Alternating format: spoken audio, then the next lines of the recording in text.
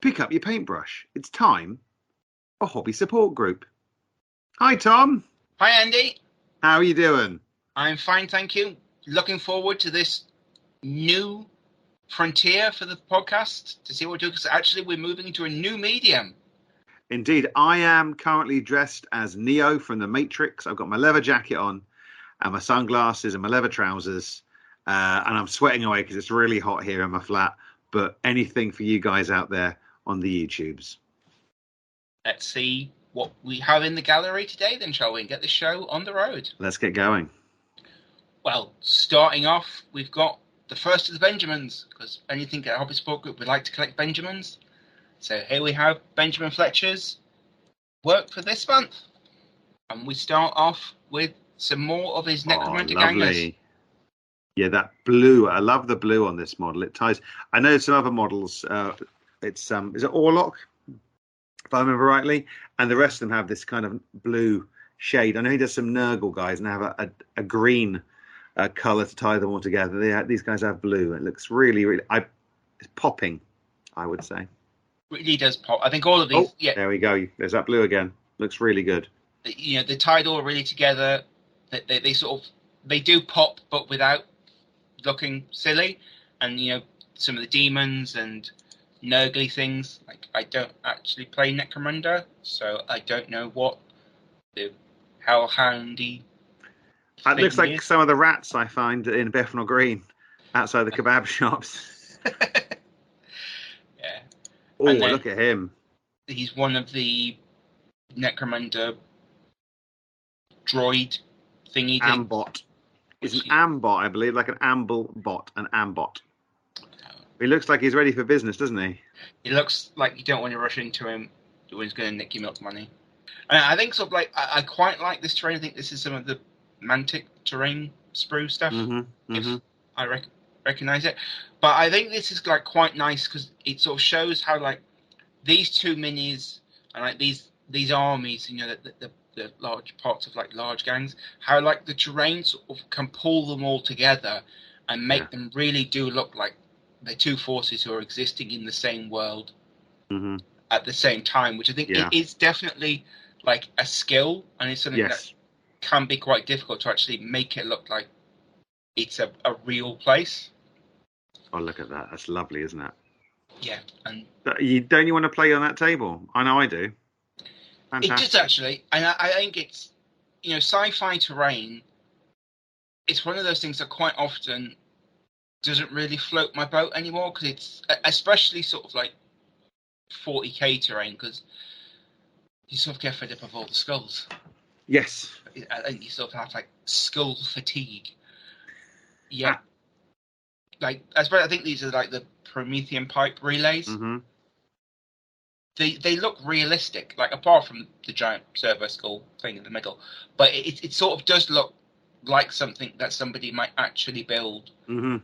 And even though you're fighting, you know, giant Nurgle rock demon things in it, I still think having that like some level of believability, even in fantasy or sci-fi, just makes it more enjoyable for the eye. Yeah, it lends a level of verisimilitude to the battle. Now moving on to Tom Davis with a selection of his 6mm stuff. Oh, look at that! That's right. I know it's not actually MASH, but just in the little rocks around the helipad reminds me of MASH. Let's see. I really like these. Oh, it's very nice, isn't it? You know, some with like the flails is that a crab? I think it is. And crocodile. There's some crocodiles, and you know, people. Andy names tanks. Have a quick list. Look at the funnies. You know, people say, "Oh, 6mm, you can't really get that much character in them," or this, you know, they're just glorified tokens. These look brilliant. They look absolutely stunning, and actually, I don't think I've probably seen like a better representation of a crocodile that you can actually use on the table. Because doing that in 28mm, doing like the flame, it'd be so incongruous to move around the board. Yeah, and all like and that, it looks far better than, I'll just put my 28mm model down and now get a giant green Perspex Flamer template. Yeah. Out in front. It shows the practicality of how you can do cool modeling on a really small scale that actually can make your games look fantastic. Yeah. Lovely. Motorcycle Squad trying to cross a sunken pontoon bridge. Mm-hmm. If you did that in 28mm, it's going to take up, it's a 2-foot piece of yes, it's boards. 8 for the board or something. Whereas that, it works both as like a really nice little diorama or a recon group that's just stood there. Again, shows the perfect potential for smaller scale stuff. Oh, nice. I love that one. Yeah. You've got your helicopter disembarking troops. Why not have them rappelling down when you can fit them on the base? Yeah. What's not to love? But I think these are some old epic Imperial Guard stuff that are like individually, like small based. And then moving on from Tom, we move into the podcast zone's Ed's work. Look out, Ed Heads. Here's some of Ed's great work. And nice.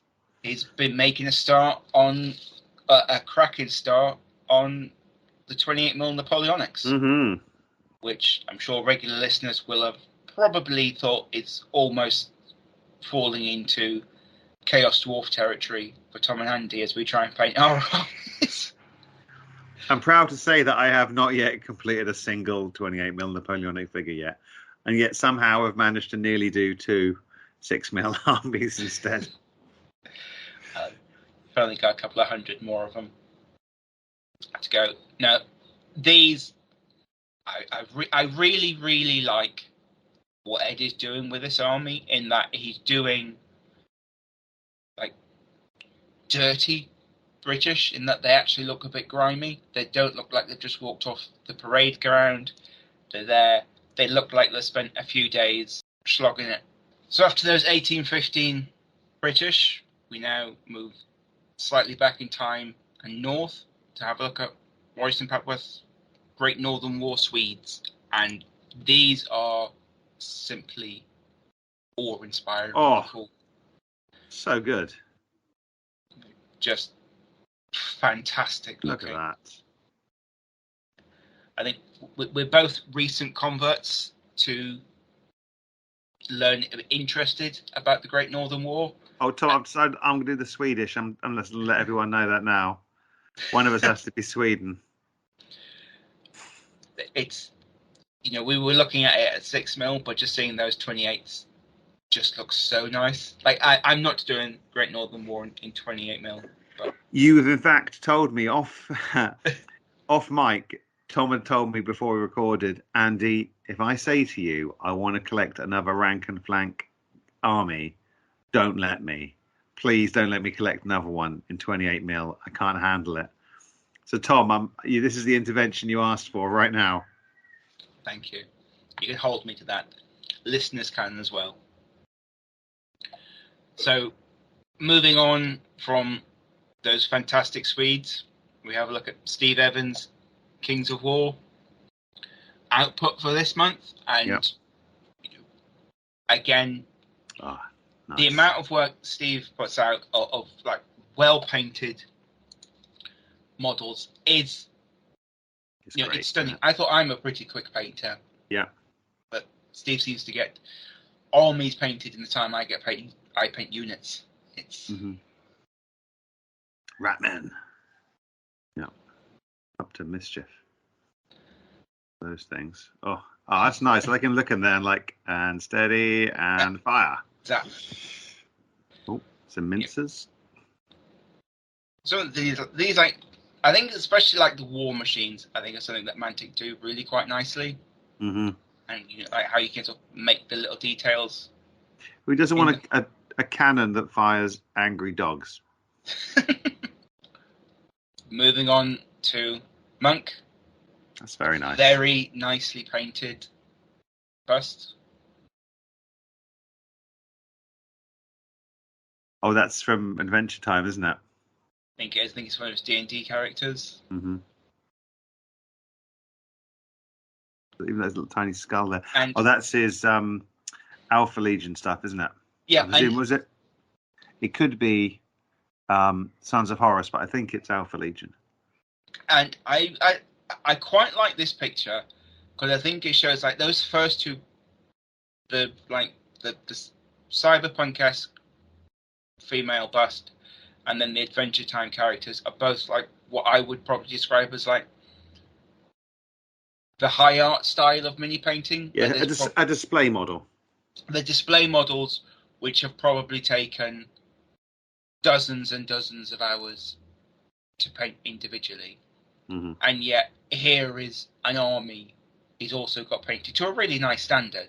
And I think there's a huge difference between being a figure painter and being an army painter. Oh, for sure. And I know, like, even among our hobby group and our friends, we have some people who try to paint armies like as individual figures, and it brings them nothing but grief because they've got 100 models to paint and they manage to paint half a dozen a year because every one of their figures is fantastic, but they never actually make any progress on the entire army because they've put 100 hours into each Marine. Yeah.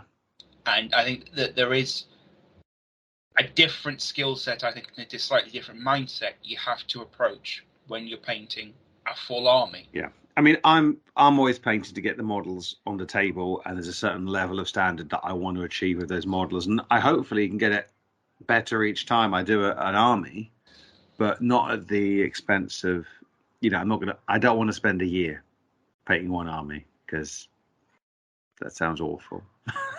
No, but I think it's the same thing as like, if I sit down in an afternoon, I realistically want to paint half a dozen figures. Yeah. I don't want to paint one shoulder pad. Yeah. And it's horses for courses. There's no right way or wrong way. We're all. But you're not taking those models to the Golden Demon Awards, are you? Well, no. I'm taking to the club on a Wednesday when everyone's going to go, oh, wow, that's nice. Good work, Tom. Yeah, and I'm not personally. I'm not a figure painter because I can't do it. I'm not. I don't have the artistic talent. I can paint armies that look all right. Yeah. But they work in bulk spectacle, not in an individual thing. Yeah. Moving on to another Benjamin. Another Benjamin. Our friend Ben. Oh, is that French? This is some French, and there's nothing like seeing people painting the models that you're painting at the same time. Are they marching back to Paris after Waterloo? And doing a much nicer job of painting them than the ones I'm painting and going, yeah. Tom, I'm sure Ben spent much longer painting them probably than you did. Yeah, I think he probably spends about an order of magnitude longer than I spend on mine. But it's what we both enjoy. We enjoy spending different amounts of time on them. These look great. Yeah. They look really nice. I like seeing people painting figures that I'm painting at the same time because it's nice to see how people like pick out the details and what they do with them, and you go, well, that weird little squiggly thing I see you're pulling out as like a complete detail, I'm just ignoring it or don't know what it is. If you any thoughts on these? I know you're knee deep in Napoleonics as well at the moment. Sorry, listeners. I've got some. I'm just focused on getting the 6mm stuff done, and even then, I've taken a break and I painted some models up that aren't even 6mm models. I feel like I just need a bit of a break from just painting what I want to paint. That's how I feel at the moment, Tom. It's like I just want to paint what I want to paint, and I'm not worrying too much about my overall list of projects. It's just be creative and just finding a few models in my bits box here and there that I want to get painted and just trying stuff out and giving it a go. And The other models, they're still going to be there needing painting, and I will get them done. Just not this week, maybe. Yeah. They're literally not marching off the table, are they? They're going to be there. That's when true. and where you want them. Exactly. So, gallivanting away from Benjamin to David Churchill, this month, 2 hobbyists have been posting up epic Imperial Guard armies. I'm not quite sure when the epic Imperial Guard were released. Was it early noughties? Was that when you were working for GW? Late 90s? 90s. It was in the 90s. There's a second edition of Tiny Space Marines. But I know you can get some other companies out there that'll produce very similar ranges, inspired from the GW Classic collection. I assume these are Praetorians. Yes, they look like Praetorians. And what's the thing that I was particularly impressed with what David posted this month was how eclectic the range of scales and things that he painted up were. So we go from these tiny Praetorians to some, what I believe, like 132 wedding cake toppers. Aww. That he painted for a couple of friends. Fantastic. And then I think 154 pirate. Is that the best man? Person looks really good. Yeah. And then some beastmen. And I know you like a War Master beastman. Oh, I know. I'm like wondering where they're from. I'm not 100% sure, but they might be the Pendragon ones. Mm-hmm. They look similar. I just love beastmen. Well, who doesn't like beastmen? Yeah, Minotaurs get all the prizes. Yeah. Bray Shaman and stuff. Oh. Spooky Victorian Ghost Child. Cowboys. It's pigs. Yeah, it's such farm animals. No, it's good to have farm animals. Well, if we learn anything from the English Civil War campaign, it's how important a pig can be to a multi-game narrative. I think we need a pig. We've got cows. We've got 2 goats, a donkey, but I don't think we've got any pigs yet. I think I was sure the whole thing started when John and Ed's game, someone nicked a pig, and that's how it then became Pig Island. Yeah, exactly. The pig didn't even exist. It was maybe like a hypothetical pig that was stolen. Was it a false flag? Oh, fake news, Tom. Is this a hassle-free model? It looks like a hassle-free. It does look like a hassle-free, or possibly one of the like Walking Dead game survivors, something like that. It looks like he means business. Again, I really enjoyed that eclectic collection of just stuff painted. And as you were saying, at the minute, you're just painting stuff. Yeah. Really, that you want to. Yeah. It's the great thing about fun to paint things. Yeah, the great thing about my overall list is this. Although I just rejigged it, the event that's coming up. The great thing is that list is still there. I can still come back to it, and I might paint some other models. It's not the end of the world, is it? The more models are painted, the better. The more I get from my pile of opportunity. I don't think a hobbyist has ever gone, oh dear, I have painted too much. Yeah. Too much has been painted. Oh no. So now have a look at what Michael Wheeler has posted up for us to look at this month. Mm-hmm. We jump straight into this really cool test model that he put up. And we talked earlier on about Benjamin's uses of blue and sort of like with the Necromunda Gangers. Mm-hmm. I really like this. And I think when we interviewed Brent, probably about a year ago, we talked about like color palettes. Oh, yeah. And how like having a relatively like few colors on the model can actually really bring a model out, and it can look really nice with a relatively small palette. And that orangey brown, that yellow, it's a good contrast color for the blue. With the blue and then the rim of the shield, and like the mirroring of the the color of the shield with the under tunic and stuff. I really like this as a model, and I'm looking forward to seeing like what they look like as an army. We now have a look at what Stephen Keevan posted for us to look at, and more work on his stunning Black Templars. I like the way Stephen's always just doing like 3 guys or 1 guy. He's not trying to do a squad of 10. He's like just doing a few really well. Like the yellows on those weapons is fantastic, isn't it? And the white on the shoulder pads. Well, so like you look at these and you go, "Oh, the Space Marines. I've seen a Space Marine." Yeah. But actually, you look at them and you realise they are 3 of the hardest colours to paint on the same model. Like white is a nightmare, I find, to paint. Yeah. Black is a nightmare to paint to make it look anything decent. Yellow is the stuff of nightmares. Oh. Chuck all 3 on a model and it's just like, oh. And yet these look stunning. Wonderful. And like the closer you look at them and the more you look at them, these are, and I think with this whole Black Templar army that he's been slowly painting and posting, this is an entire army of character models. Because you look at something like the details on like these 2 bolter guys with like just like the stripe that's transecting the beaky helmets, something like that. It's those kind of details which great. That's a lot of work. All the edge highlighting there's just going to be it's great stuff.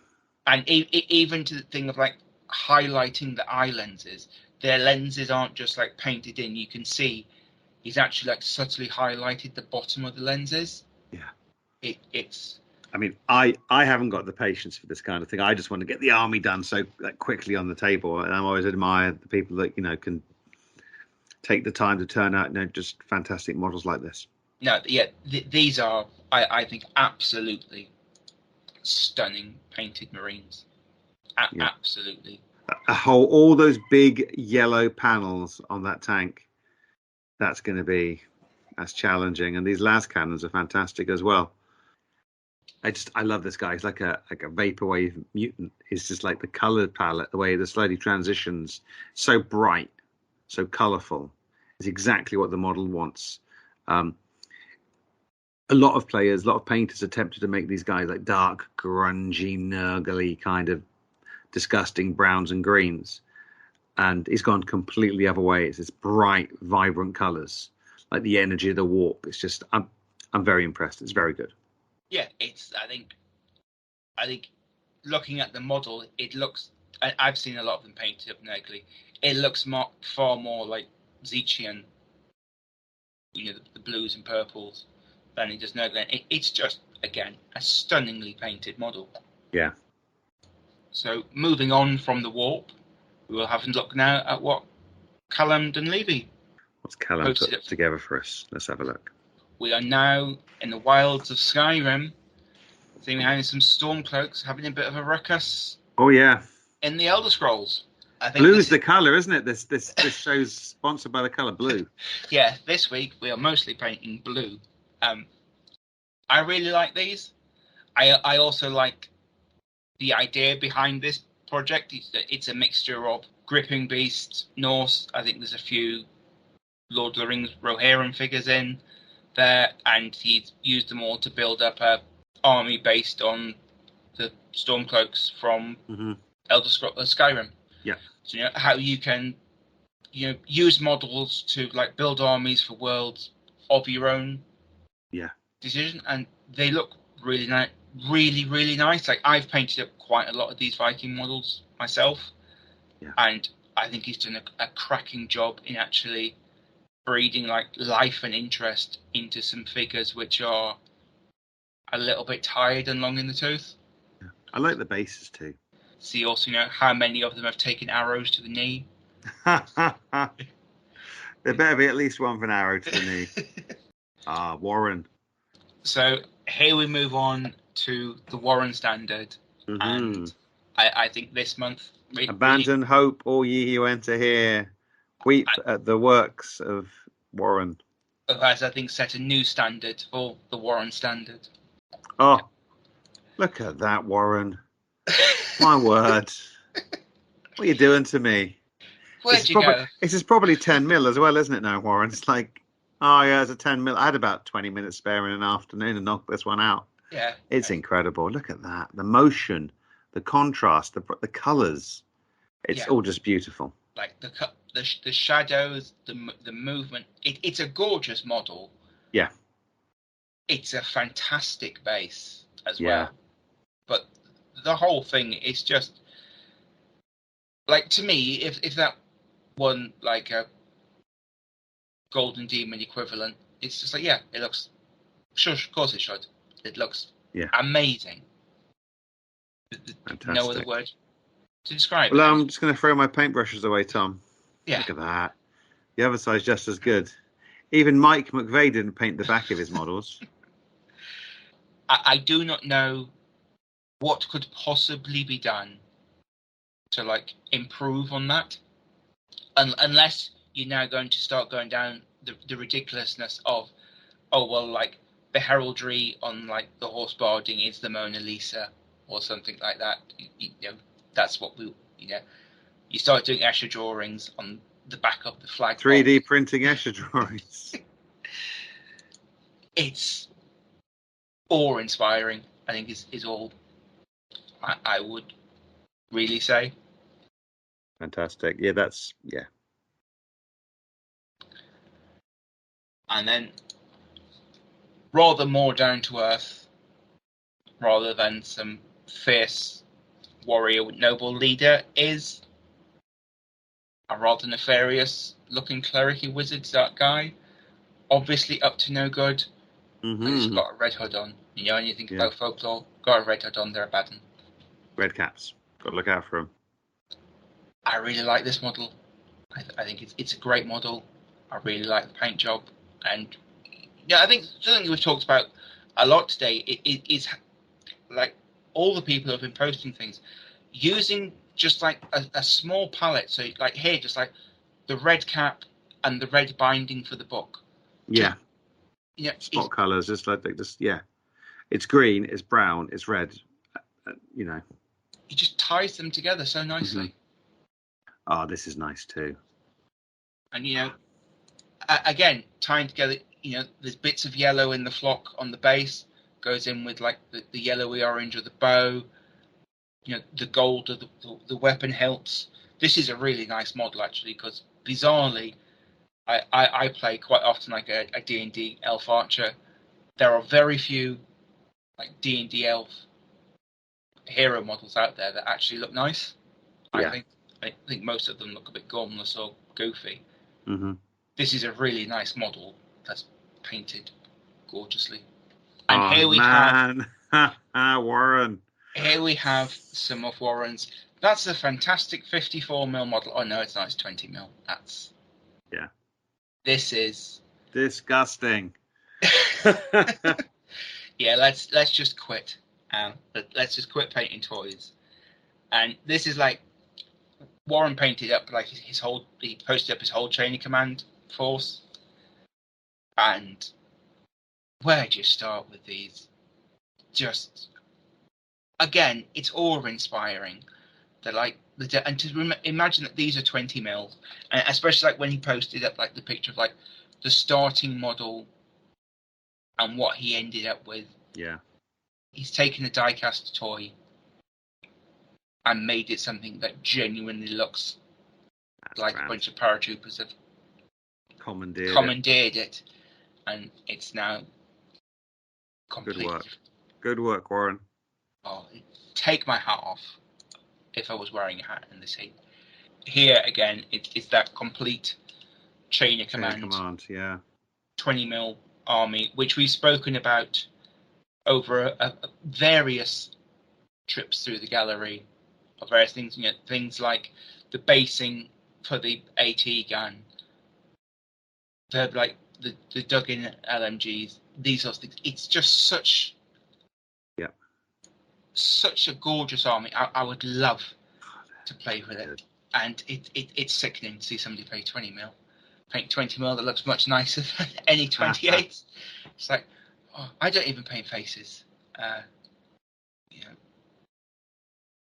just enjoy looking at these photos for a little bit. You don't need me waffling on more about how nice they are.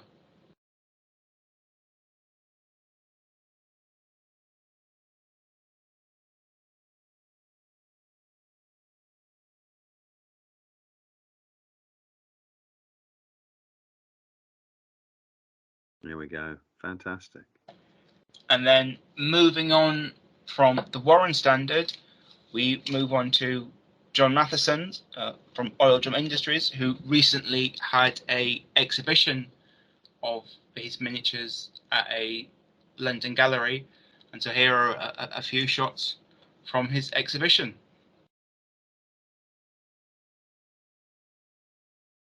Quite like the V2s, and now I've got a couple of those, and they are something that is decidedly hard to paint to actually make it look really nice. I think I've repainted one of mine 2 or 3 times. Yes, they're a great kit. I think they're the Revel kits.